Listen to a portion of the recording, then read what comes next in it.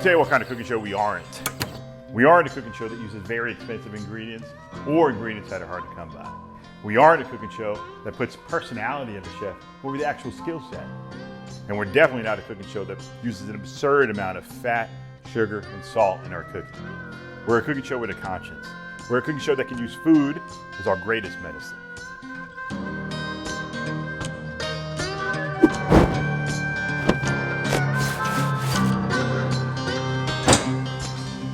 Let's get cooking.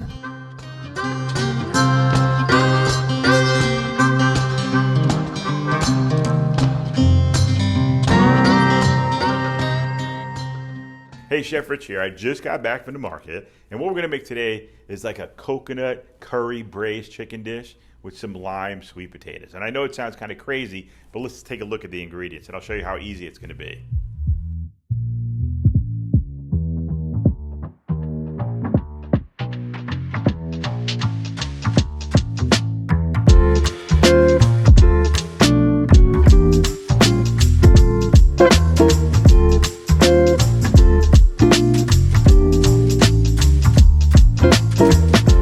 Big into using humble ingredients. I don't like to spend a lot of money on ingredients because I don't think you need to.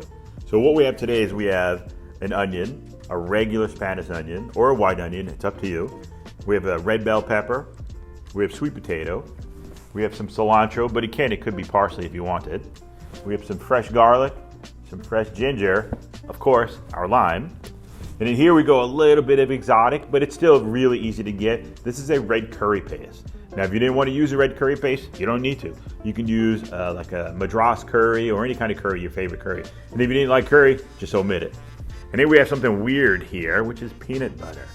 And I know it's going to be kind of crazy to add peanut butter to a dish, but I promise you it's going to taste amazing. And then we have our coconut milk, and then we have our chicken thighs, and we're using chicken thighs today instead of chicken breast. Could you use chicken breast? Go for it if you want to. If you wanted to use turkey, you could use turkey.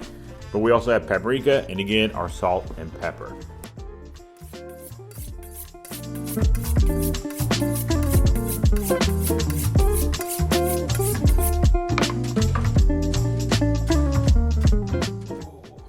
That's good. So the first thing we're going to start with is the thing that takes the longest to cook. And that's not only with this recipe, but with every recipe we do, we'll always start with what takes the longest because we want to get you in and out of the kitchen as quick as possible. So we're going to start with our sweet potato. Now the reason we're using sweet potatoes is because it kind of balances out the dish. Obviously a sweet potato is very sweet, and we have a dish today that could be a little spicy. So we want to balance those flavors out and make them kind of work well together. Now there's a few ways of cooking a sweet potato. We could throw this in the oven. If this was whole, what I would do is just take this, throw it in the oven. I'd maybe poke some holes in it and throw it in the oven in a 350-degree oven and just let it roast like that. The only thing bad about that is it takes about 45 minutes to an hour to cook. I don't want to cut it and then put it in there and cook it because what will happen is these cut sides will start to dry out before it's completely cooked. And I don't want it to be kind of tough. I want it to be very, very tender. What we're going to do today is simmer. And again, I said simmer sweet potato. I didn't say boil because again, we never, ever boil potatoes. So the first step is I just want to start peeling these potatoes. So we'll peel the skin off.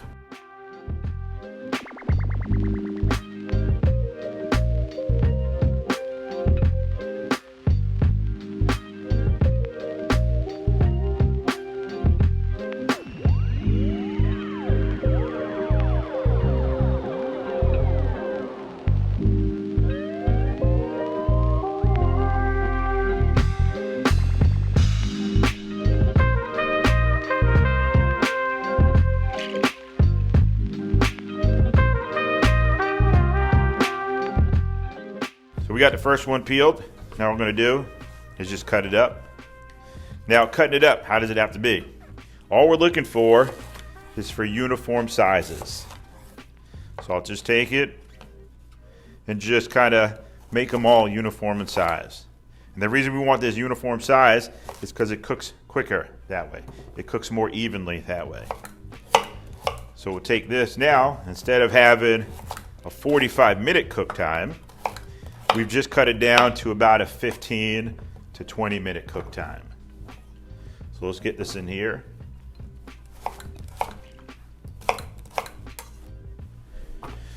And now, how do we cook this? We're gonna take some of the finest organic water we can get. I'm only kidding. I like to make fun of the organic stuff. So we're just gonna get some water in there. Now normally you'll see people put some salt in here. I hate putting salt in the potatoes, especially the sweet potato, only because it's gonna make it savory. I don't wanna make it savory, I wanna keep it sweet. We wanna make sure we bring it up to a boil, but then turn it right down to a simmer. And the reason I wanna bring it up to a boil is only because it makes it go a little bit quicker. And you can always tell that your potato's breaking down when your water doesn't look clear. When we're done cooking this, our water is gonna look just like this. It should still look very, very clear. If it looks kind of murky or if it looks kind of cloudy, and then you know you boiled your potato and that's not good. All right, so we'll just let this sit here. Get a lid, put it on, set our timer, because that's important too. We wanna make sure we stay on time for 14 minutes, and it'll be done. Hi, I'm Chef Rich, and in my book, I shed light on the marketing and advertising nonsense about food. My book doesn't promote diets, it promotes education into the food that we eat. We also discuss attitudes, goal settings, herbs, spices, and so much more. The main focus of the book is smart shopping to save you money, educational culinary techniques to get you in and out of the kitchen as quick as possible, and leading the movement of resourcing food as our greatest medicine. Visit our website to learn more. Thank you, and God bless. Okay, so we got potatoes going. Next thing to work on, chicken. So now we have our chicken thighs here.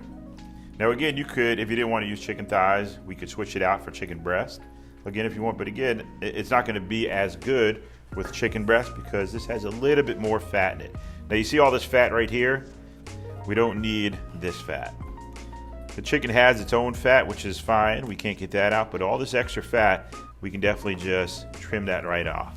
And as long as you have a nice sharp knife, you'll be able to take that chicken fat right off. So again, we'll go to our other piece and just kind of shave that fat right off. Get rid of that. Now again, we have two options from here. If you wanted to leave them whole and do whole pieces, and then we can definitely leave them whole and just kind of sear them off. What we want to do with these is, again, I just want to cut these up. What size? Doesn't matter. You know, just nice chunks.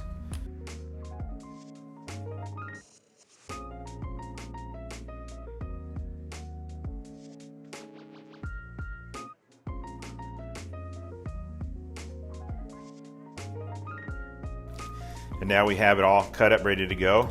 Next part of this is going to be the seasoning. What are we going to season it with? Some beautiful smoked paprika. We have a little bit of freshly ground black peppercorns. So you get your hands in there, get them all dirty. Don't worry, we're going to wash them right after this. But you want to make sure it's really incorporated well. Now, one of the tricks or tips I'm going to give you is with paprika, you can easily burn it. With any kind of dry spice that we put in a saute pan, it can easily burn. And when it burns, it has that bitter taste to it, so we want to be careful. What we want to do with this is you can see it's starting to, the moisture of the chicken is starting to actually make like a small little paste of paprika on the chicken itself. That's a good thing, because what will happen now is that moisture that's on that spice will actually help it and prevent it from burning. We don't want it to burn, but we want to get that really nice taste and flavor. So we'll just mix this up. Get your hands all in there, it's okay. Crucial step, want to make sure your pan is on, warming up, before we even start cutting our chicken. We want our pan to wait for us, we don't want to wait for it. So now I'm going to hit it with a little bit of olive oil. I'm going to turn it up just a little bit. How much olive oil do we need in here? When you tilt it to the side, you should have about a teaspoon of excess olive oil. That's all you really need. It's enough to cover the bottom of the pan. So now, as this heats up, remember the oil is going to heat up, it's going to change, the viscosity is going to change, and it's going to spread, and it's going to be able to cover the whole entire pan. So we want to make sure we let it heat up nicely. So that'll heat up, and then next thing we do is, again, get our chicken that should be nicely coated now and start getting it in there. Oh, timer's up, and we want to make sure this gets in there. And you can hear that sizzling. That's a good sign. That's what we want to hear. So I'm just going to drop this in. Now another tip, when you get this stuff in there, leave it, let it sit. Spread it out all over the bottom of the pan and just let it sit and do its thing. What happens right now, it just made a sear to the pan, so it's sticking to the pan. If I go in there and try to move it around, what's going to happen is it's going to rip up, it's going to break up, and those little pieces that stick to the pan are going to burn. I just want to leave it and let it do its thing. What will happen is naturally, once it starts to sear that bottom of the chicken, it'll start to pick up and release just by itself, but it'll give me the most beautiful crust, and that crust equals flavor.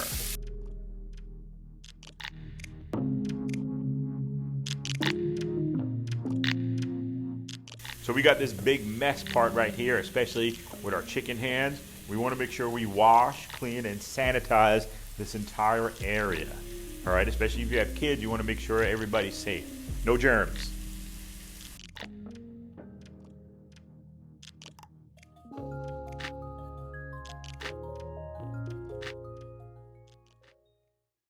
One Plate is a company led by professional chefs and educators, and we're experts in two areas, food and culinary techniques. And when we combine them, we have classes that are interactive, engaging, fun, and educational. We'll break down all the cooking techniques and ingredients into their basics, and we're going to cook meals that will empower and educate you to see that food really is our greatest medicine. We promise to save you money at the grocery store, save you time in the kitchen, and get you healthy. Visit our website to learn more. Thank you, and God bless.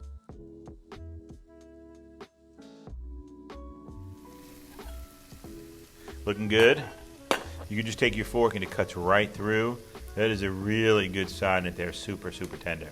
All right, so that's good. They're cooked perfectly. And again, just like I said before, if you look at the water still looks what? It looks clear. That's how we know we did a really good job. And the water actually looks really good. We could probably drink this and get some of the vitamin and nutrients out of that sweet potato. So now let's take our pot of potatoes over here, just drain it out.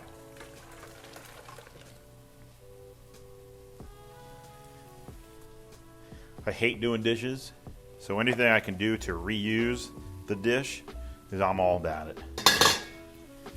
So now, potatoes looking beautiful. So the next part we're going to add in is the lime. Now every time I go shopping for limes, what I've noticed is if I see one that has smooth skin, that's the ones I usually tend to buy because usually they have the most juice. If I see it really still dimpled, I don't get those because they're still a little too firm. So I want to make sure I put it on the cutting board. It's almost like doing CPR on the lime. I want to put both hands on it, then I just want to roll it back and forth. You'll feel the difference as it starts to break up. It's like all the fibers in there start to break up and release all their juice. And then you'll see the difference too when you take it. It's a lot softer, full of juice. And all I'm going to do is give it a cut. So I'm going to take it to my sweet potato now and just kind of squeeze it all in there. And you want to make sure you get all that juice in there. And if you get some of those fibers in there, that's good too. It's just going to make it taste even better. Now if you look at our chicken, the chicken is looking really good. And if you see, if I could just get my spoon and go right through there and everything picks up nicely. All right, that's what we want. We don't want it to stick to the pan. We want these little bits to stick to the pan. That's all that amazing, delicious flavor. That's what we want. For the chicken itself, we don't want it to really stick, so we don't need a lot of fat in there. So we're just going to give this a little toss. Nice and easy. And just let it sit there for another couple minutes. So I'd love just to get it in there and get in there with my fork and just mash it up. You'll see since they're so tender, they mash up really easy, and you don't need any cream, any butter, anything like that because it has its own natural kind of sweetness and moisture in there. So we just mash this up. Once it's all mashed up, it's done. We can just let it sit aside now, cover it up, and now it's waiting for us. So now the next part that goes in with our chicken is going to be the onion. So to cut this onion, all we're going to do is take the top off, take the bottom off. All you're going to do is flip it over, cut right in the middle. Now once you cut in the middle, remember you have to get this skin off. So we'll just peel that layer of skin off. Again, we'll do the same thing to this side, peel that layer of skin right off.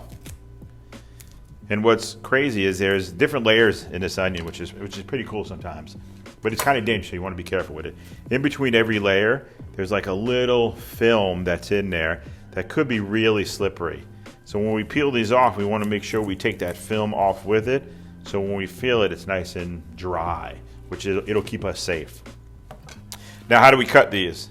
Again, we want to keep them uniform in size. It doesn't matter how you cut it, as long as it's uniform in size.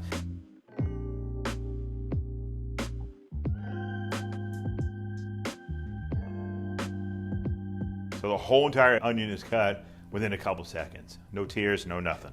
So we're going to grab that whole entire onion now and just add it to our chicken. Grab the other piece, same thing, and just add it to our chicken. You see all the stuff on the bottom of the pan that's starting to stick to the pan? That's all good stuff. That's all flavor. All right, so we want to be real careful with that. I don't want to let it burn, because if it burns, it's ruined. But if we save it and we kind of nurture it and we keep on letting it grow and grow and grow, it's going to translate into the most amazing flavor you can think of. All right, so we want to be careful with it. So now as that goes, remember the onion will also release some liquid and some flavor, which is a good thing. Now we move on to the pepper. Now a lot of people don't know how to cut this pepper. You obviously people cut it this way, cut it all kinds of crazy way. The way I like to do it is I like to cut the bottom, then I'll flip it over, cut the top. I'm going to save these two pieces. This piece I'm going to get rid of. Now I just want to take my knife and just kind of slice through. Then I'm going to kind of put that fold down and just start slicing across. As I slice across, I open it up. I keep slicing across and open, slice across and open. Nice and slowly, take your time. And what we have is just the part that we're going to discard, we don't need. And then we have here is all the good stuff that we want. Now to cut this quickly.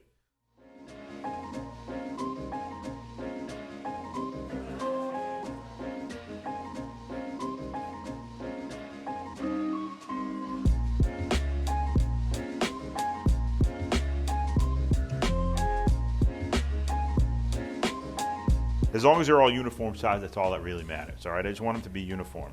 We're going to do the same thing to this one and just slice this up. So now we have our whole entire peppers ready. I'm going to give my chicken a stir again. And you can see it's starting to pick up a lot of flavor. It's starting to get a lot of nice color in there, and that's what we want.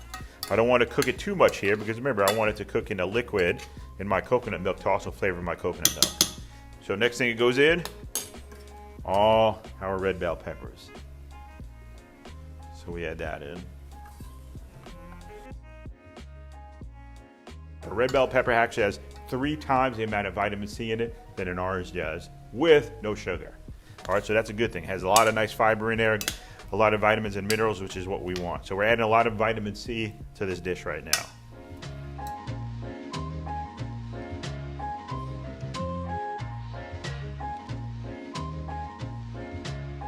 So the next thing we're going to add in is some fresh ginger. Now again, if you didn't have fresh ginger, could you use powdered ginger? Of course you could. So all we're going to do is kind of just break this apart. I'm just going to cut these little pieces off, put that aside. And then what you can do is just with your knife, kind of just scrape off the skin. And you'll see how easy it comes off. It's really like thin skin. So you can easily just kind of scrape this off. Smells amazing, but it's really strong. So these are one of the things you want to be careful with. A little bit of ginger goes a long way. So I'm just going to take a little piece, just chop it up a little bit. Some safety things that I really want you to be careful of. When you're starting to mince with your big chef's knife, you want to make sure all 4 fingers are on top of the spine. So I put all 4 fingers on top and my thumb is always up. So now as when I'm cutting, my thumb is always out of the way, and so are all my fingers. All right, so then I'll just mince this up, kind of push it all back together, mince it up again, always being safe, and then add this fresh ginger to my pan.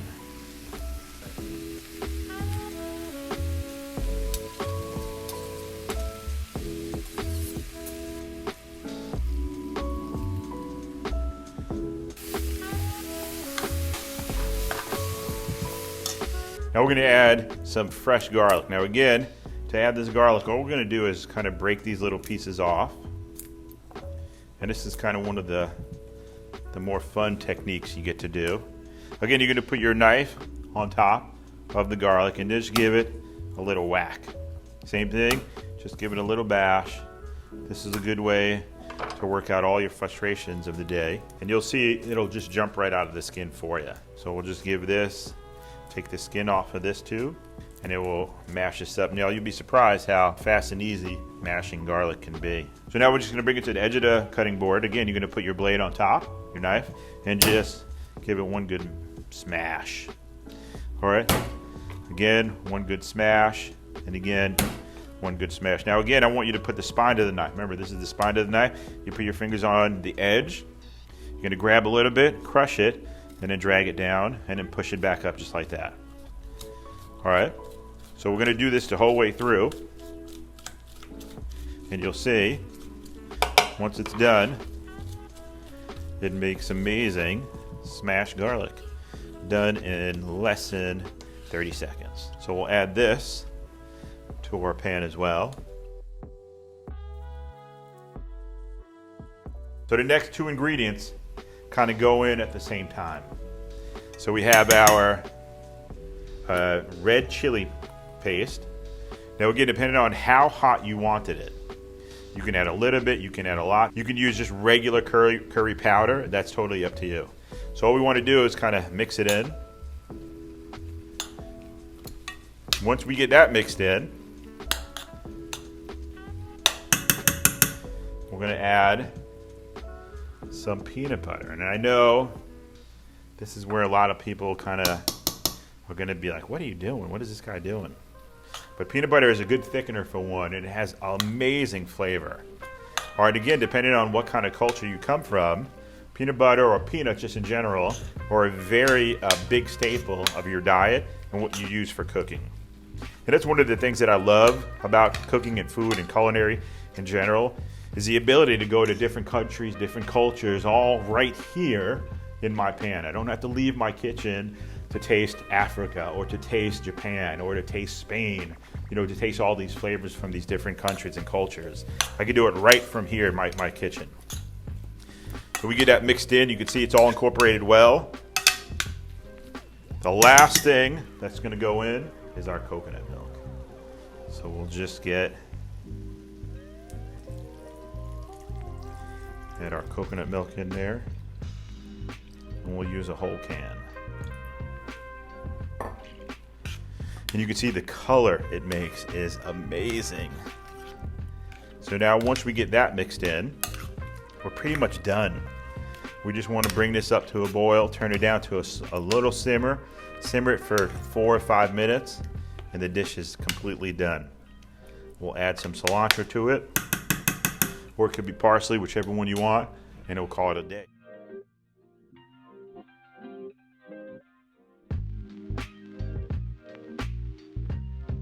The last thing we're going to do, you see it already came up to a boil. It's been simmering for a little bit. I'm going to get some fresh cilantro. Now again, if you didn't have cilantro, you wanted to use parsley, that's fine. If you want to use basil, you could use basil as well. But again, we don't need to really go crazy with chopping this up. So we're just going to rough chop it. Our fresh herbs go in.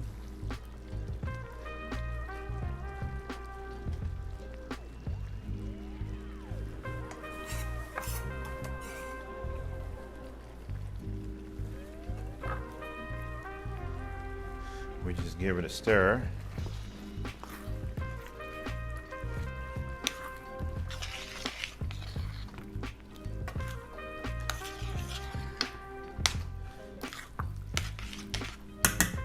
Last thing you do is plate it up. I'm starving.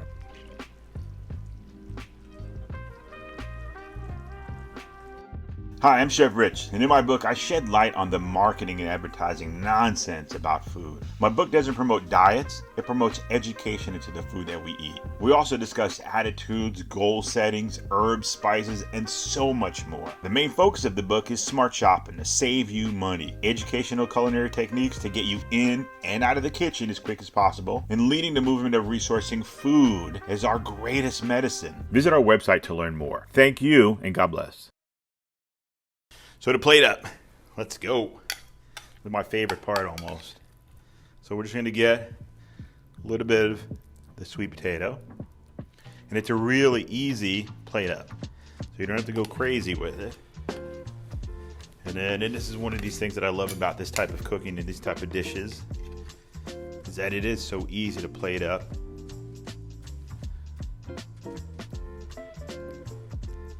And to serve. Your entire meal done. You gotta get a little bit more of that sauce in there because the sauce is amazing.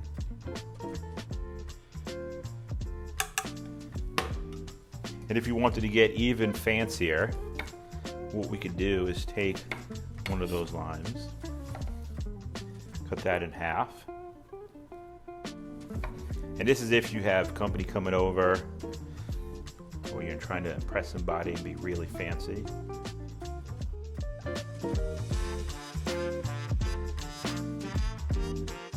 Okay, now to eat this.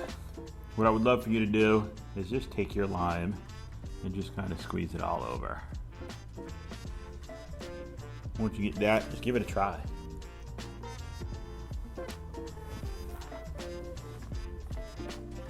Creamy, tender, with that little bit of sweetness. It's amazing. So you got 4 meals for under $20. Packed full of vitamins and minerals and nutrition, and it's delicious and easy. So just like I promised, saving you time, saving you money, getting you healthy, one plate at a time. God bless, and I'll see you next week.